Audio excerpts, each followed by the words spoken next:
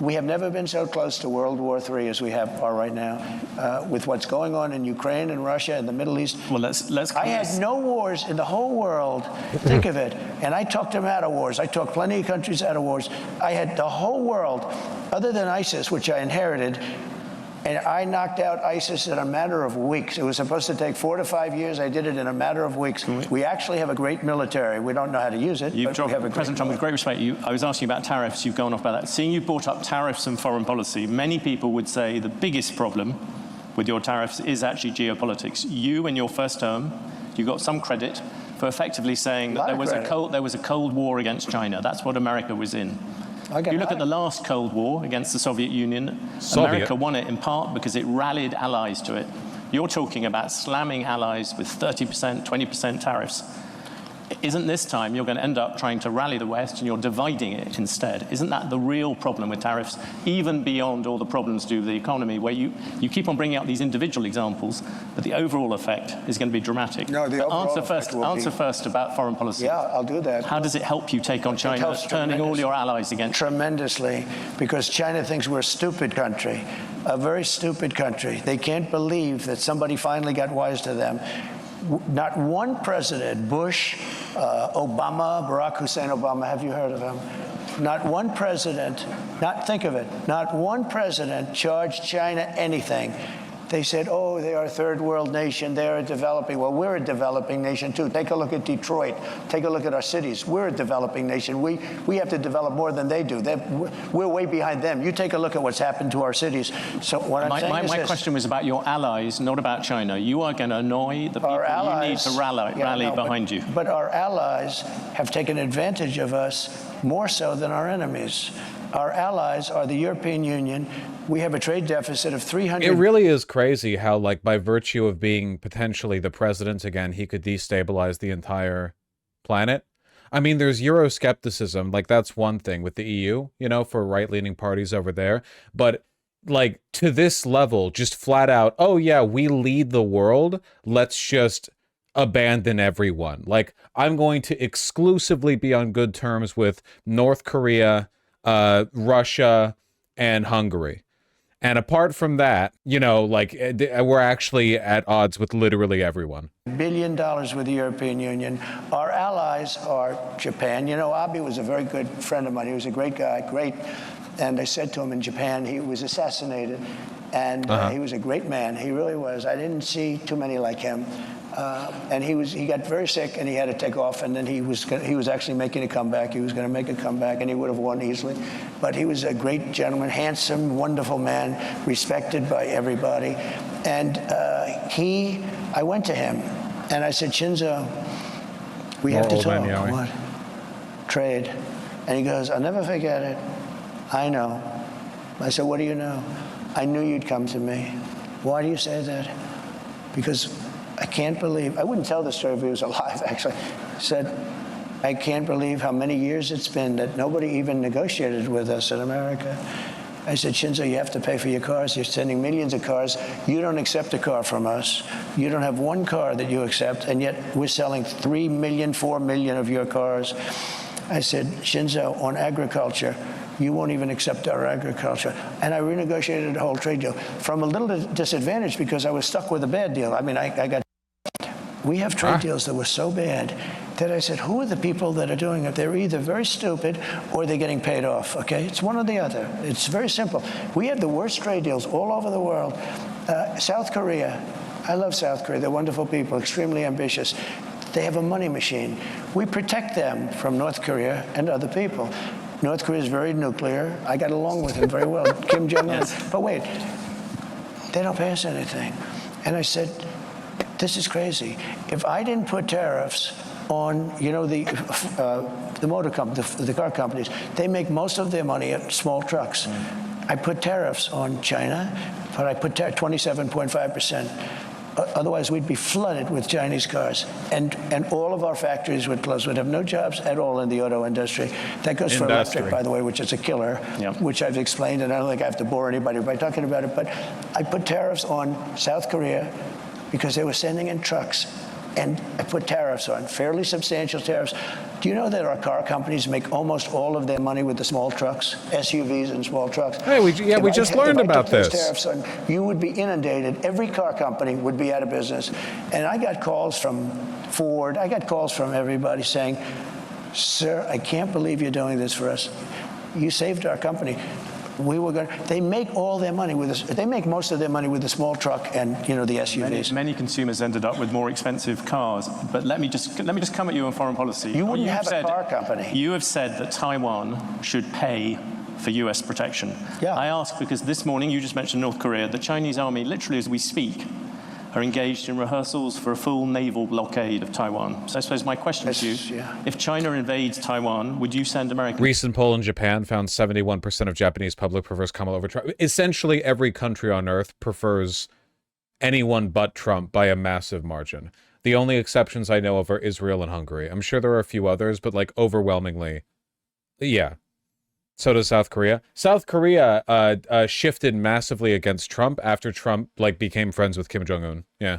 Germany also prefers Trump. That is not true. Russia, I don't think we're doing polling in Russia at the moment. I don't think Western pollsters are going into Russia to ask in the embattled fascist dictatorship who they would support. I'm sure they would support Trump. Troops to defend it. Well, the reason they're doing it now is they're not going to do it afterwards, okay? So it's, so they're doing it now. They want to do it China. Now, look, I had a very good relationship with President Xi, and a very good relationship with Putin, and a very good relationship with Kim Jong-un, who has a nuclear force that you won't even believe. And by the way, today it was announced for those that he just blew up the railroad going into South Korea. That means South Korea is now cut off from Russia and China and various other places. I'm sorry, is the implication that South Korea was using a continuous railway between them and all of North Korea?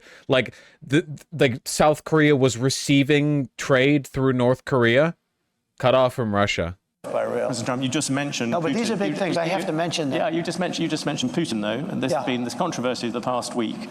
Can you say yes or no whether you have talked to Vladimir Putin since you stopped being president? Well, I don't comment on that, but I will tell you He that said if I that he did, it's did. a smart thing. If I'm friendly with people, if I have a relationship with people, that's a good thing, not a bad thing, in terms of a country. He's got 2,000 nuclear weapons, and so do we.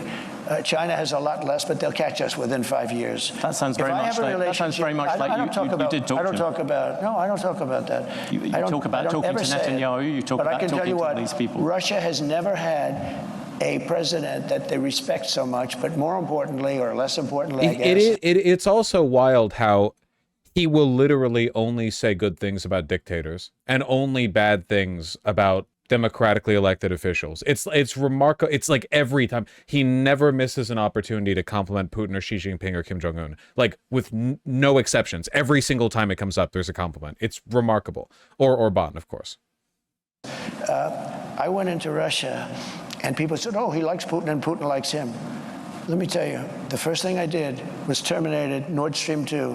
Nobody ever heard of Nord Stream. Is going on in the Korean Peninsula. First, North Korea blowing up main roads connecting both nations. Now South Korea is allegedly sending drones over Pyongyang, dropping leaflets. First of all, South Korea has done various bullshit, drop pamphlets, drop USB sticks, whatever in North Korea many times. And for two, blowing up the roads between the two countries, there's a DMZ between them. There's nothing new or interesting about that. The path between North and South Korea is completely impassable, except for the one the exchange point, and they didn't blow that up. Stream 2. It's a pipeline from Russia to Germany and all over Europe. I said, wait a minute, to NATO. I said, so let's get this straight. Masagui, I'm really sorry. You're going to have to, just for the rest of the evening, you're going to have to use chat to do something other than tell me things.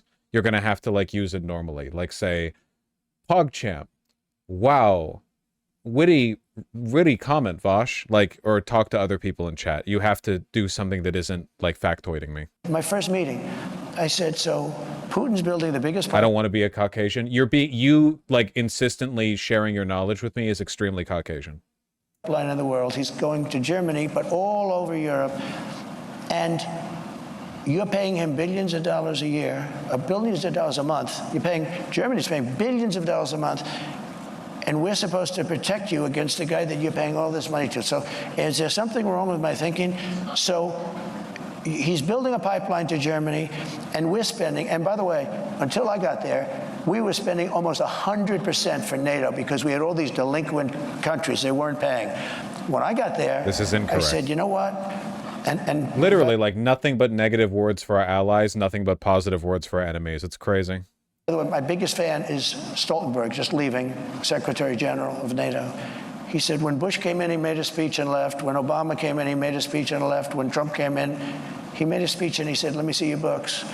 And I found out in the books that nobody was paying. There were only 7 countries that were paying. We were supporting NATO. They screw us on trade so bad, the European nations. And then on top of that, they were screwing us on the military. So they're taking a tremendous advantage of us, $350 billion on trade. Not me. And we're then supporting them. In other words, it's not sustainable. You can't keep doing this. You can't have that, China, all of these countries. And stupid people made these deals. I saw trade deals that were so stupid that you'd have to be, that were so bad that you'd have to be an idiot to sign them. And we signed them for years. I could tell you trade deals that I have never seen anything. I said, who would agree to this? They had to be corrupt. They had to be corrupt. To make those deals, they had to be corrupt because there is no way a rational human being, I always say either corrupt or extremely stupid, because there's no way a rational human being would ever sign the trade deals that this country signed. And I got out of many of those deals. What was the question? I Who told the South fuck Korea, I'm sorry, knows, you're going to have to dude? pay for your military. We have 40,000 troops over there. You're going to have to pay. You become a very wealthy country. Just to finish, you become a very wealthy. They said, no, no, no, we will not pay. We will not. We haven't paid since the Korean War. I said, no, you got to pay. I said, would $5 billion a year to start off with? No, no. They went crazy.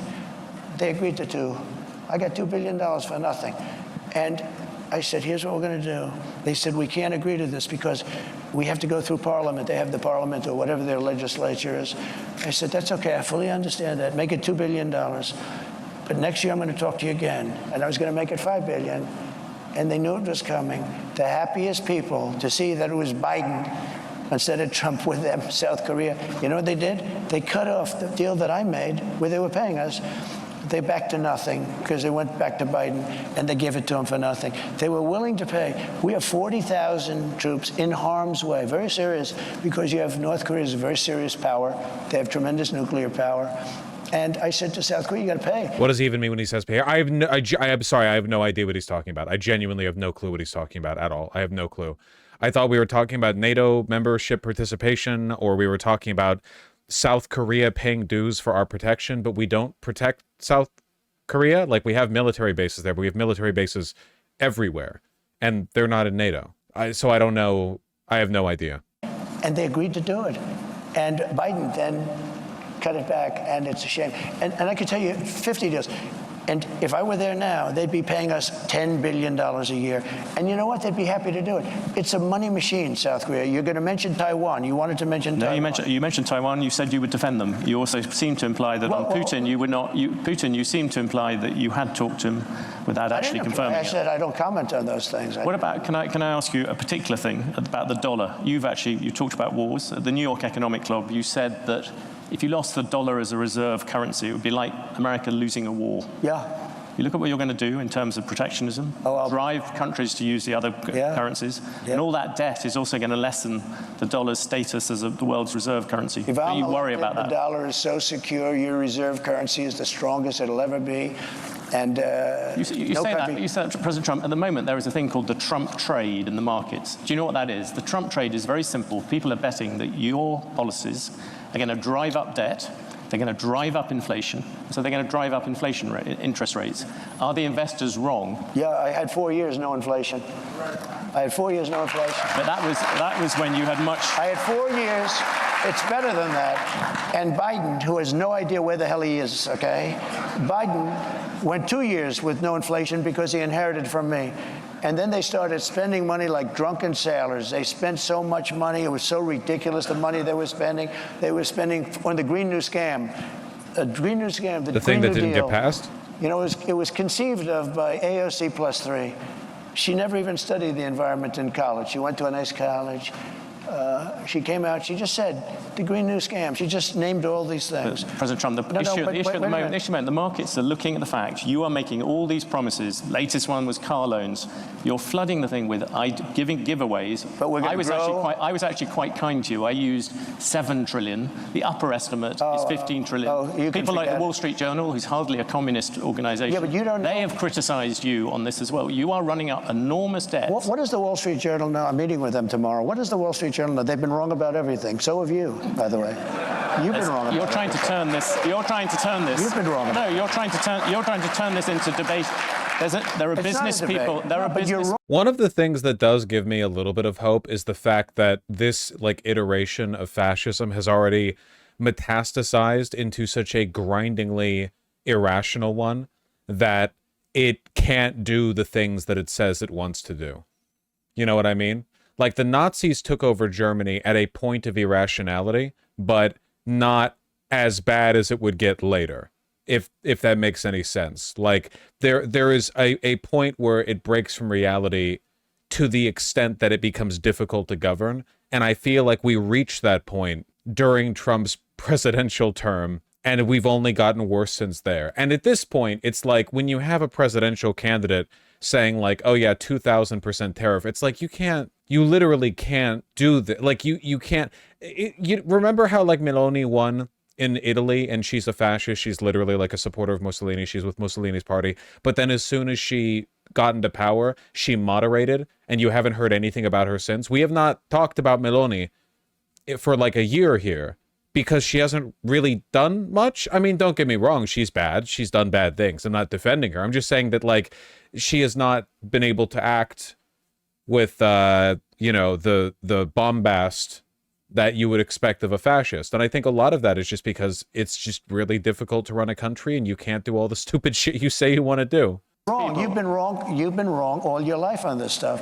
You've been wrong. No, let me tell you about currency. You're going to jump in a lot of different subjects. Well, you're sticking to the subject very closely. Let's stick to reserve currency. That's where you start, right?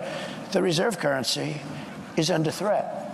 That is true. If Trump becomes president, we might actually lose our status as the global reserve currency, which, I mean, might be good in terms of dismantling American hegemony, but for the American president, that would be like an all-time blunder, basically. Because you have Iran, you have Russia, you have China. China's the one that you have to worry about because they want it. Yeah. They want to have the yuan be the thing of power. So here's what I'm doing. Which they're nowhere near being able to do. I hate to go back to it. If somebody says, and I know countries want to get out because they don't respect our leadership, they look at this guy, they say, you got to be kidding, and she's worse than him. By the way, I never thought I'd say this. She is not as smart as Biden, if you can believe. This is not what, we had 4 years of this lunacy, and we can't have it anymore. We're not going to have a country left. Okay, currency, very important. Yes. And if you want to go to third world status, lose your reserve currency. We have to have that. We cannot lose it. If you'll go to third world status in this country because you take a look at the way things are running. If a country tells me, sir, we like you very much, but we're going to no longer adhere to being in the reserve currency. We're not going to salute the dollar anymore. I'll say that's okay. What? And you're going to pay a 100% tariff on everything. Wait, what? How does he think a currency becomes or stops being the global reserve currency? Well, like a country approaches America and they're like, I'm sorry, we're not going to do it anymore. What? Everything you sell into the United States, and we love your product. I hope you sell a lot of it into the United States, but you're going to pay 100% tariff. He will then follow it up by saying, sir, it would be an honor to stay with the reserve currency. That will be like just playing. That's not even chess, that's checkers. But you don't have listen to this, you don't have other people that can talk that way. You know, a lot of people say, we love Trump's policy, but we would like to have another messenger because we don't like him. He's a little bit crass.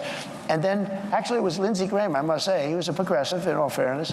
But Lindsey Graham said, but Trump's policy doesn't work without Trump. And there's a lot of truth to that. Macron was going to, nice guy, Emmanuel. I don't know, he's guys. He's a nice guy, but he's for France, and we're for the USA. You know this story. He was going to tax American companies doing business in France, a very substantial tax. And I told my people, I didn't even like the companies, but I'm representing American companies. And this guy, so I said, call Macron and call his people and say, we're not going to stand for that. And I got Mnuchin and, you know, a lot of guys, smart guys. If I can finish, I'll go longer if you want. No, I was going to ask you about the Federal Reserve. No, you got to be able to finish a thought because it's very important. This is big stuff. I wish he could. You can't go that quickly. You've gone from the dollar to So Macron. let me just tell you. So I said, no, I'm just telling you basic. It's called the weave. It's all these different things happening. So let me just say. So I said to Mnuchin, call him up and say, no way. He did, and he came back to see me. He said, they won't do it, sir, it's too late. I said to somebody else, you call him. Then I said, let me do it. And I called him. And I said, Emmanuel, you're taxing American companies very substantially. You're not doing it with other companies. You must think we're stupid. It's not going to happen. But Donald, I cannot do anything. It's too late. Or it was approved by a legislature. I said, that's okay. Here's a story.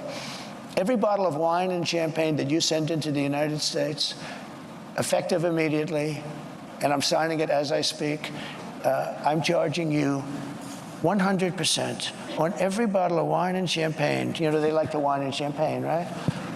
Every bottle of wine and champagne that comes into the United States of America has a tax on, starting on Monday morning, this was a Friday, of 100%. And that's better than you're doing, okay? And he said, no, you cannot do that. I said, I've done it. It's already signed. Monday morning. So what Trump is describing right here, ineptly, is a trade war.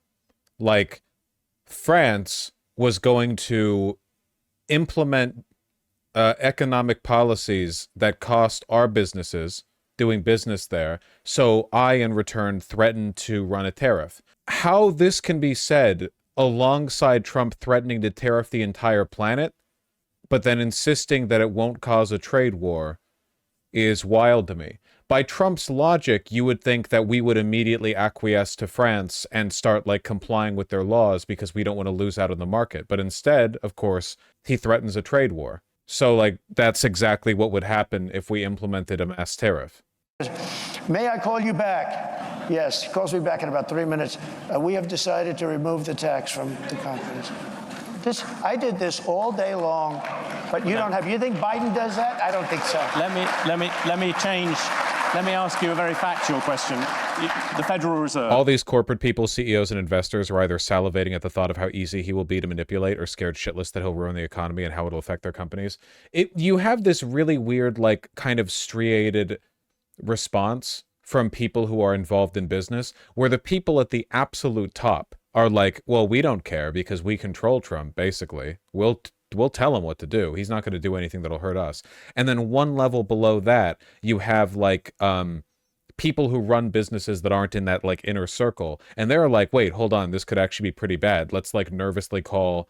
Let's go, like, book a meeting at Mar-a-Lago. Like, let's have a conversation with him. And, you know, and Trump provides them, like, wheedling bullshit that kind of, like, assuages their concerns a bit. And it seems like he's not too serious on it. And then one level below that, you have the, like, really invested, like, you know, venture capitalist shareholder type guys who aren't that bright but have a lot of money to throw around, and they tend to be big Trump guys because they're like sociopaths. And then one level below that, you have, like, you know, people who are sane and educated in business and have, like, some decent business acumen, and they're a little bit concerned with what Trump is saying. And then, like, you have the economist professors who are just tearing their hair out of their head.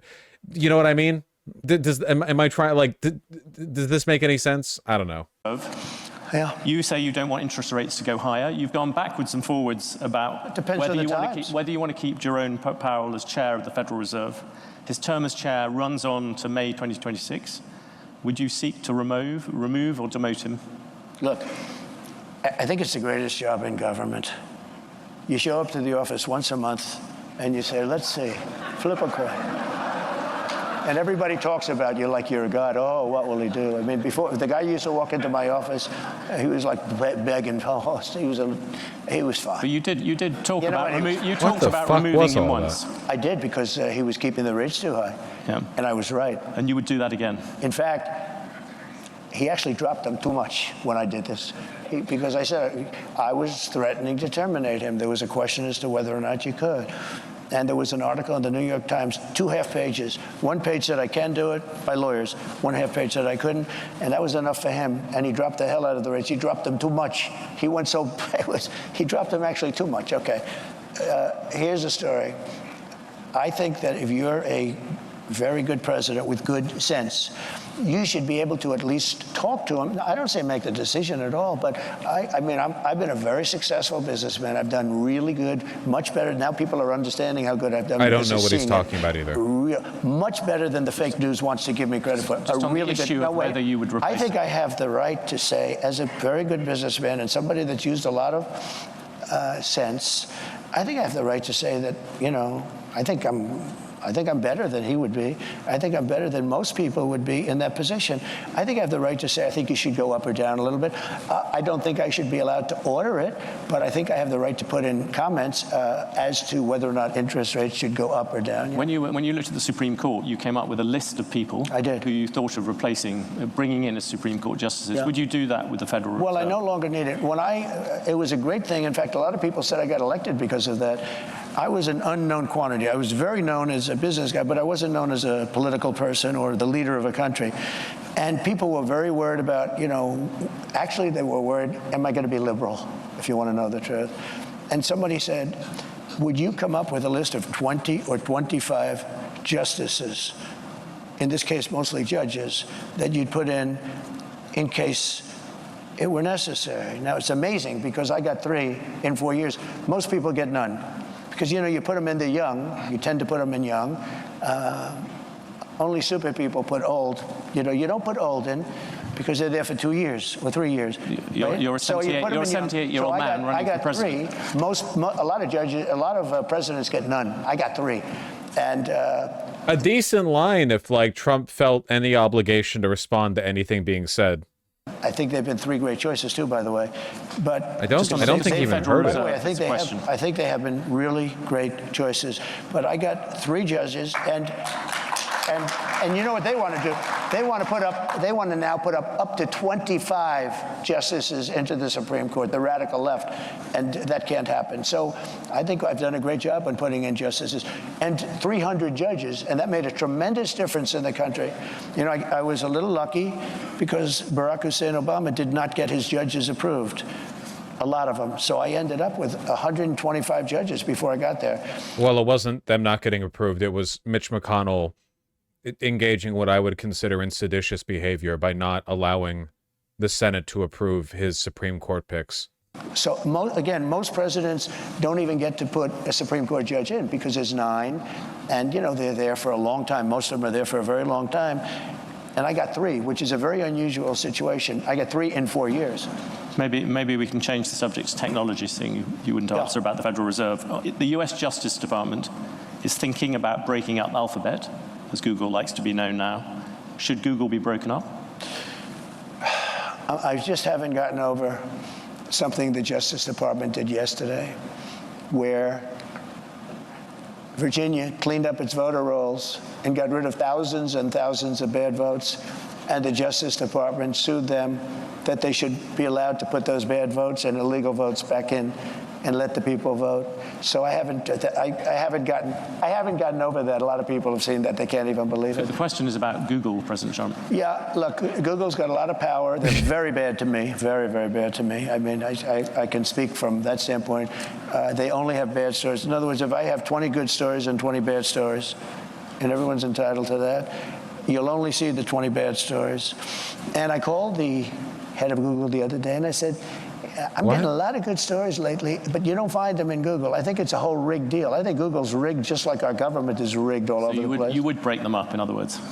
I'd do something. But you have to have, look, I give them a lot of credit. They've become such a power, and you got to give them credit for that. How they became a power is, you know, really the discussion. At the same time, it's a very dangerous thing because we want to have great companies. We don't want China to have these companies. Right now, China is afraid of Google. Right now, you know, China is a very powerful, very smart group of people. I will tell you that from very personal experience. There's an example of a Chinese tech company at the moment, TikTok. Yeah. You initially wanted to ban TikTok. Now you like it, apparently, for some reason to do with Facebook. Yeah. There is a decision coming up, if you became president. Yeah. Its Chinese parent would have to sell it, I think it's by January the 19th. Would you force them to do that? So I originally had it all done, and then I said to Congress, your decision. I said, I'm not going to, pull any strings, nothing. Your decision. You make it. But I had it all done. And I said, you make it. And they decided not to make it. I didn't care if they made it or not, because to me it was the flip of a coin. You have some real First Amendment problems. You have a lot of problems. You just talked about Chinese technology, the need to defend against it, TikTok and the threat people see to many kind of American children and things like that. Yeah, but why do you no longer see I'm losing TikTok my as a mind security right threat? I think it is a threat. Frankly, I think everything's a threat. There's nothing that's not a threat. But sometimes you have to fight through these threats. You can't just, like Google. I'm not a fan of Google. They treat me badly. But are you going to destroy the company by doing that? If you do that, are you going to destroy the company? What you can do without breaking it up is make sure that it's more fair. They do treat me very badly. Oh, and he told me, no way, you're the #1 person on all of Google for stories. I mean, which probably makes sense, to be honest with you. I actually believe most of them are bad stories, but these are minor details, right? And it's only bad because of the fake news, because the news is really fake. That's the one we really have to straighten out. We have to straighten out our press, because we have a corrupt press. That's the one we really... Can I ask you... Who are the people they filled this audience with? Are these even like Bloomberg audience? They only clap for non-economic things that Trump says. They're just here for like a regular rally. Ask you about I was in Silicon Valley recently. You talk to the tech bosses there and the tech people, and there seems to be a real fear that what you would do with tech is you would hand it over to Elon Musk and say, you sort it out. No, I have great respect for Elon. Look, I saw that rocket ship come in yesterday and go right back to where it took off, to the gantry, I guess they call it. And I said, what the hell? I was on a phone talking about probably politics, and the television's on, and I'm seeing this big thing where the white paint was burned off it from that, thousands of miles an hour, the heat. And I see this big, massive tube that's 10 stories, 20 stories tall come down. I told the person on the phone, wait a minute, I'm seeing something I don't believe it. Neither does anybody else here. And I said, wait a minute. I forgot the guy was on the phone. He waited for a half hour. And I watched that come down. And I watched it come down and come right in between those big levers. And I said, and it looked to me like it was going to crash. It was coming in hot. And all of a sudden, boom, you see the motor, the fire kick in. And I called Elon. I said, that's the most incredible thing. I said, can Russia do that? Nope. I said, can the United States do it? Nope. He's the only one that can do it. And I said, you now want to put him in charge of deregulation. Not deregulation, cutting. Cutting wasteful spending. Cutting. Every single which would president, include including deregulation. I think this interview is one of the best pieces of evidence we have with regards to like Trump no longer being lucid and him being puppeted, because if he was authentically capable of directing the country the way he is saying he wants to direct it, no one in the business class would support him, because it would like end everything. You know what I mean? Every president comes in and talks about cutting wasteful spending. Oh, there's tremendous ways. Give me an example of something you will do that will get rid of government spending. Well, let me give you an example. When I came into government, I was the first thing... An example going forward, not what you did in the past. This is going forward because it's the same thing. When I first sat down, a general came into my office and he said, sir, it's nice to meet you. Would you please sign this? I said, what is it? It's a contract for a new Air Force One, which is actually 2 planes, not one, 2 Boeing 747. And I said, how much is it? $5.7 billion. It's a hell of an expensive plane, but there's reasons for that. And he said, nope, I'm not signing it. I said, who negotiated it? Barack Hussein Obama. I said, I'm not signing it. Why? Because there's a lot of fat. He said, I'm not signing it. It's got to have a 3 on it. Anyway, long story short, some of you have heard this. I got it down to, because first week they cut off $400 million. He said, I'll cut. I met with the head of Boeing. Wait, Dennis. I said, Dennis, you got to have a 3. 5.7 is too much. 5.7 billion. He said, the most I'll take off is $400 million. I said, well, that's not bad for one conversation. So he got it down. I said, nope, I'm not accepting. Then he took off 2 more. Then he took off. Anyway, 2 months went by, 3 months went by. I thought we blew the deal, and I was okay with me. I didn't care. But we should have a new Air Force One. When we see these planes from Saudi Arabia, from different countries, brand new, and ours is like 32 years old, and it's a very different plane. It's a much smaller plane, the whole thing. The United States should have the best plane, I will tell you. I think I can't think of another example of a fascist movement which is built almost entirely on the denigration of the country that you are ostensibly fascist for. Like, if you went and poured over Nazi rhetoric on Germany, I bet you they'd be like, we have the best this thing, we have the best that thing. You know, if you look at fascist governments all over the world, they praise their technology, their industry. The MAGA movement, it's the only thing I can think of where just according to them, it's like shitty all the time. It's not just playing victim. It's not only them doing the classic thing of like, oh, well, we're being over. It's also like, we're terrible. I think I saw a podcast bit recently where Trump was talking to some MAGA podcasters and they were like, no, America's good. And Trump's like, no, it's not. And they were like, well, that's a bit much for us. He does praise it when it's something he did. I guess, yeah, I mean, I guess that's like a component of him not being ideologically fascist. He's ideologically a narcissist. For me, but we should let me give you an example. He said, he calls up after like 2-3 months. I didn't call him, which is the best way to buy something. Don't call back. And he goes, in fact, when he called me, I said, I wonder what the hell he wants. That's a good way to negotiate, let me tell you. So he calls back, he said, sir, $3,999,999.99 1 penny below $4 billion. So I said, you got yourself a deal. Then I said to him, let me ask you a question. So you had a deal at $5.7 billion, and in a period of 2 months, I got $1.7 billion off. That means you're going to make $1.7 billion profit on an airplane. That is not how that works. Did nobody ever negotiate with you? Well, not really, sir. They just, this is the price, and they said, we'll take it. And I said, and then I learned, that was my first experience, from that. But then I learned everything is like that. There is so much waste. So I'm getting, think of this, the exact same plane for $1.7 billion less, except I have a better paint job. Okay, much better paint job. A different color, red, white, and blue is beautiful. And if you look at every contract, that's one contract, and relatively small compared to most. That sounds about right, Hassar. Think of it. You save $1.7 billion because you negotiate.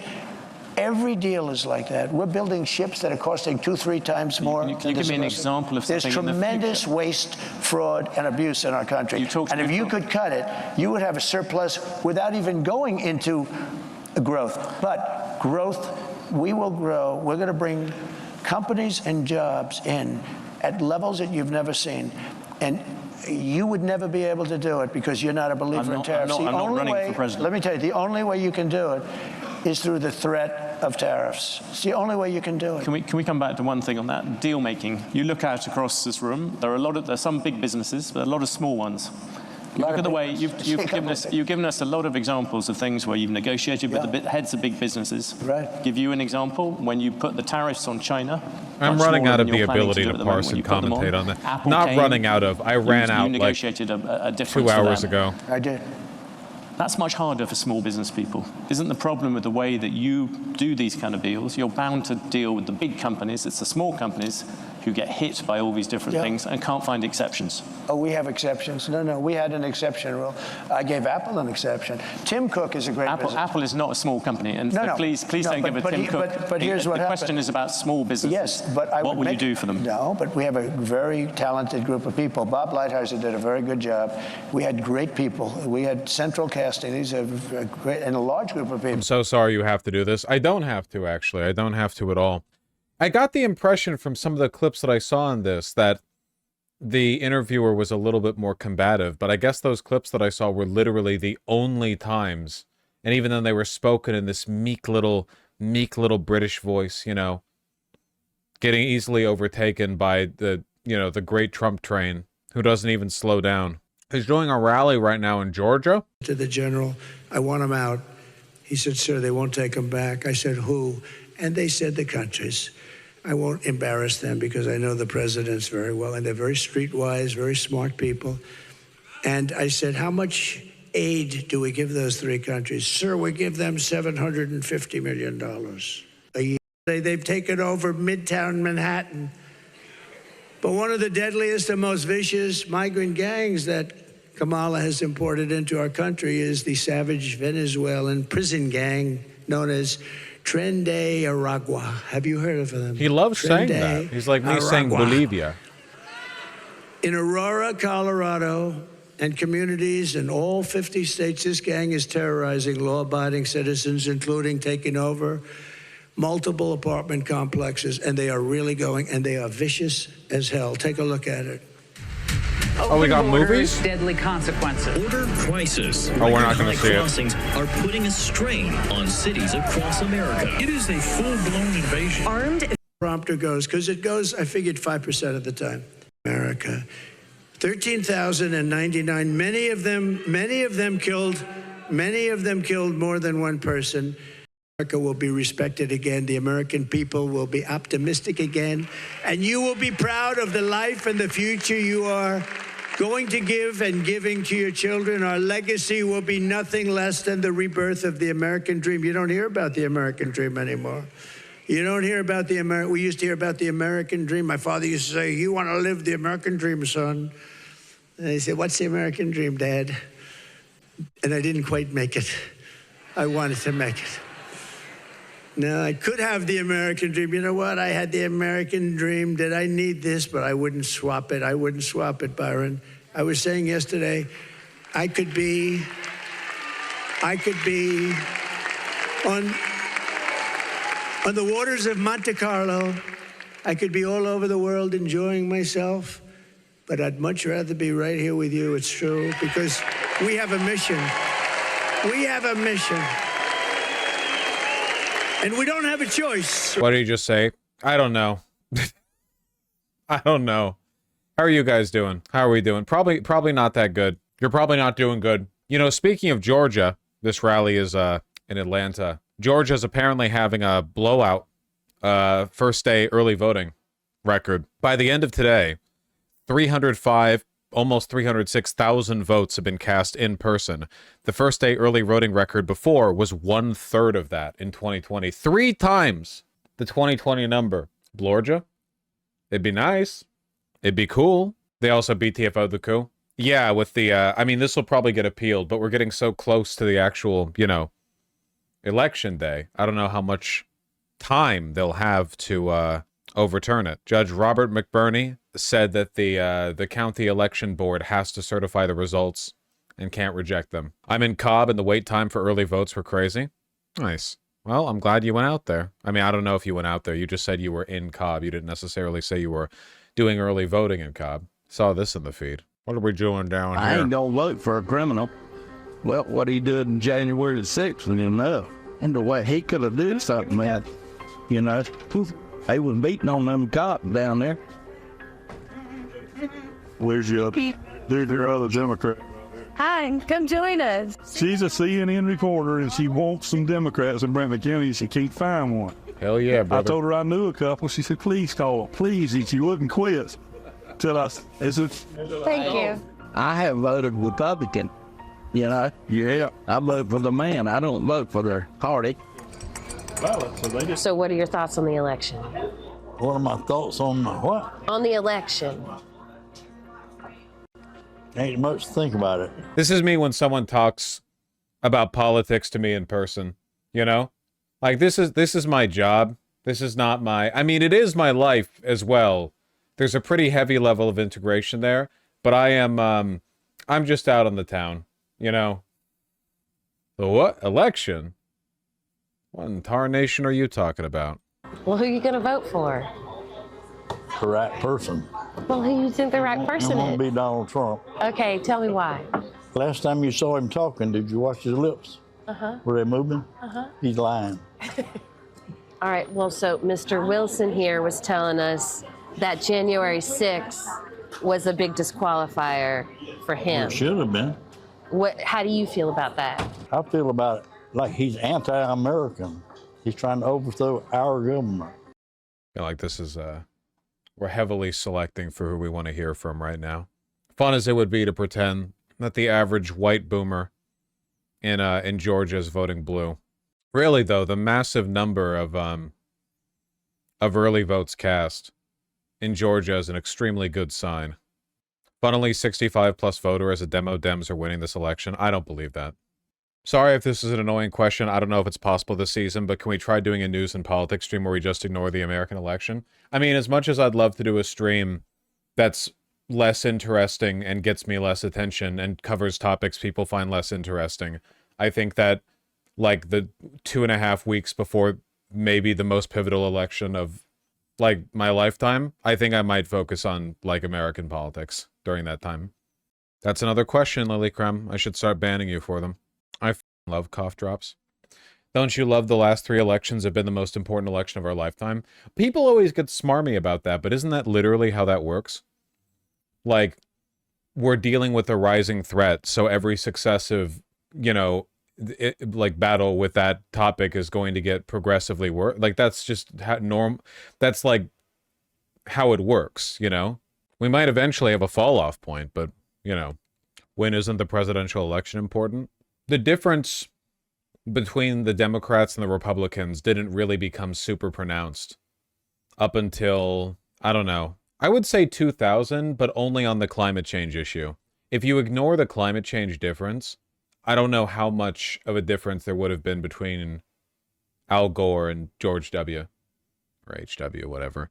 I mean, there would have been a significant difference, but not as significant as the difference between, like, Trump and, you know, Kamala Harris. We would not have invaded Iraq. Yeah, maybe I shouldn't say that, because 9/11 was kind of like the pivotal. I would say that if you go to the Clinton administration or before, the difference was a lot less significant.